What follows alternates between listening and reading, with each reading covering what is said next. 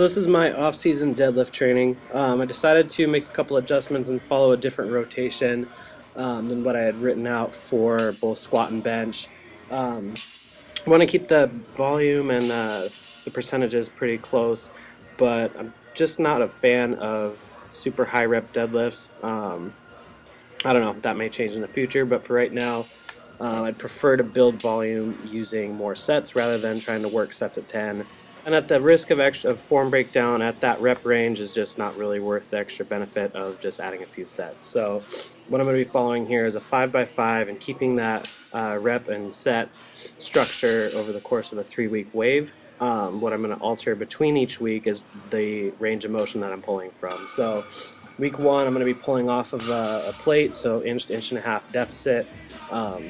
Starting around 70%, and then the second week I'm going to kick it up to 75, pulling from the floor. Third week up to 80%, pulling off of either a 2 or a 4 inch block. I'll kind of decide there based on my weak point. So this is my first working set, I believe.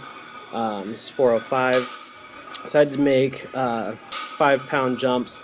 I started a little conservative just because I wasn't sure whether or not to build my training around my belted 1-rep max or to try and knock off 10% for beltless. So went 405, decided to make 5-pound jumps on each set.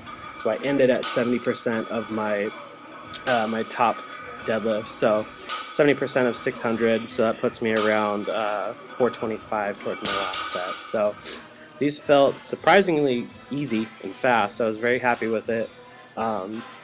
Decided to work on setting my breath at the bottom so that way I can get a little bit tighter. Towards the end of my last training cycle, I noticed that I got in the habit of just yanking the bar off of the ground and losing a lot of that tightness through my upper back and the slack that I should have been pulling out of the bar. So I was glad that these started to feel really good. I'm going to play around with that and see if I can just change my setup to be a little bit more like this, since I think trying to work up towards 650, that's going to be something that will benefit me. So I used that setup today on all of my sets, and it felt really good. So I was happy with that. That was, I believe, my 4th set there. These all felt fine. Last set here at 425 is ending at 70% of working off of a 600 max. So this felt good. Leg drive was really good. Kept a nice consistent back angle, core stayed nice and tight, so very happy with these, and I'm finally walking semi-normally again after Monday's squat training. So gonna be following my main deadlift work with some straight legs, just to work on lockout and just driving past that sticking point around the knees. So I'm stopping the bar just shy of hitting the ground here, and really focusing on driving the hips through at the top of the lift. So a lot of emphasis on the glutes. The hamstrings are getting worked as well, but I'm really trying to focus on driving from the hips. So as I'm doing these, that's where I'm putting more of my attention. I decided to shoot some of these from the side so you can see the back angle that I'm working with, and just kind of where that drive is coming from the top of the movement. I don't like to do these with my legs fully locked out. I just find that puts a little bit too much strain on the back of the knee. So I always try and shy away from hyperextending the knee. Instead, I keep a consistent bend the entire time, and just really, once I come past the knees, just try and throw the hips through. So these felt really good. Kept this at 315. I may add a little bit next week, but we'll see. I'll be adding a 4th set of these as well. So everything is staying at 3 sets this week. The plan is to go 4 sets next week, and if I want to taper up, I'll do that just kind of based on how everything's feeling after I hit my main movement. So I'm very happy with these. Followed with bent barbell row. I did all 3 sets of 8 at 225, trying to get a nice squeeze up towards the top of the row. These felt fine. I'll be adding a set of those as well instead of going up in weight.